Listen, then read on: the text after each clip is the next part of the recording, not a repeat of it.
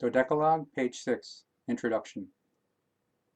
With the entry of our solar system into the golden rays of the Aquarian Age, the new era, the earthly humankind will witness an immense upheaval that will stand out ever more apparent before the eyes of the seeing human being.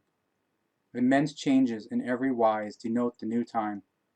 Most notably, in spiritual form, new and further developments appear that will decisively influence the human beings and their entire evolution in the Aquarian Age, and this is also currently already active in a strong form. Increasingly, human beings with marked spiritual consciousness-based capabilities, such as telepathy, telekinesis, teleportation, levitation, etc., are emerging. Human beings with telepathically developed capabilities are increasingly receiving messages and transmissions from high spiritual life forms, through whom immensely great spiritual values and instructions, etc., are transmitted to us. Thus, the work before you also concerns such a transmission of a very high spirit form to an earth human being who already, since his earliest childhood, was prepared for this and other important tasks. Thus, through his spiritual values transmitted to him, which he dutifully spreads, in order to lead the humankind of earth towards a brighter future. To each reader, the wish is expressed that he or she puts this writing aside, unread, if he or she does not already bear within himself or herself the inexorable courage for the truth, or are not able to build this in himself or herself. It is not written for perpetual critics, know-it-alls, habitual deniers, cult fanatics, or other negators and bigots, because only the sound and truth-seeking, truth-acknowledging human being is able to comprehend and to recognize the value and the profound truth itself.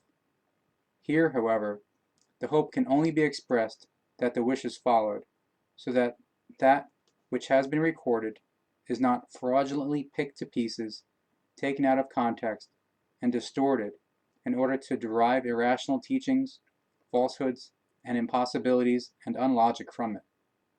To whom the knowledge for the activities of the consciousness-based and spiritual and hence creational powers is still closed, he or she must modestly strive from out of his or her intellectual thinking to recognize the truth and to subsequently act according to its value.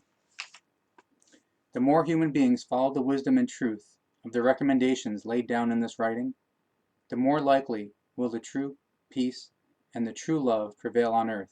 And precisely, the humankind of earth yearned for this for thousands of years, however in vain up until now, which may now finally change gradually through the truth. On that point, still one word of appeal. Prejudices are at all times unconquerable hindrances and barriers on the path towards the truth. Therefore, dear fellow human being, rid yourself of yours and heed the following words. Always examine everything very accurately and then only trust the good. Dear fellow human being, through the values of this writing, you can only gain good and lose evil, which is why you should memorize the following words of an ancient Indic wisdom. The wise do not lament over things lost, over the deceased, and over the events of the past. But a fool weeps over things that are not worthy of weeping. Thus, he or she thereby increases the grief. And that is the difference between wise ones and fools.